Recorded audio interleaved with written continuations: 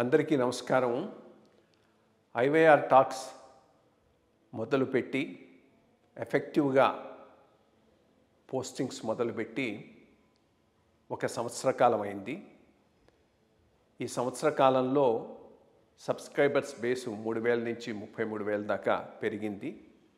IYR టాక్స్ను ఆదరిస్తున్న మీ అందరికీ నా ధన్యవాదాలు.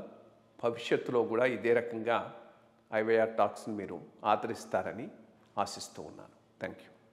ఇన్ఫ్యాక్ట్ అప్పుడు ఇల్లస్ట్రేటెడ్ వీక్లీ అనే దానిలో కూడా ఒక ఆర్టికల్ వచ్చింది నాకు. అప్పుడు ఏదో కారణం వల్ల నేను మర్చిపోయినా.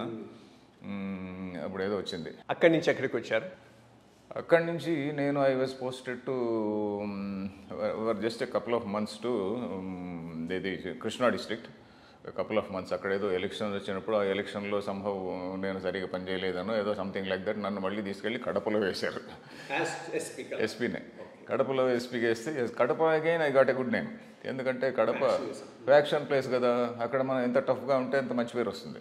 టఫ్గా ఉండి అటువైపు వాళ్ళకి ఇటువైపు వాళ్ళకి అందరికీ ఈక్వల్గా ఉన్నామనుకోండి, రూలింగ్ పార్టీ వాడు కొంచెం వాడు బాధపడతాడు, ఆపోజిషన్ వాడు అప్పుడు హ్యాపీగా ఫీల్ అవుతాడు.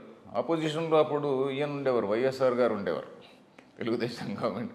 ఇప్పుడు ఆపోజిషన్లో వైఎస్ఆర్ గారు ఉండేవారు. YSR was already ex minister.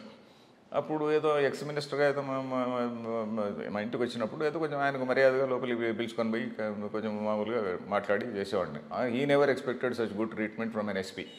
ఎందుకంటే ఆయన అంతా ఈ నెవర్ ఎక్స్పెక్టెడ్. సో గుడ్ అంటే నేను పెద్దగా ఏదో సర్వైల్ అని కాదు, as respect due to an ex minister ఇచ్చేవారు. తర్వాత మళ్ళీ ఇంకా అట్లాంటి ఇన్సిడెంట్స్ కొన్ని జరిగాయి. ఆయన నేను చెప్పకూడదు అనుకోండి. అంటే నా పైన there was some pressure to do certain things I did not do.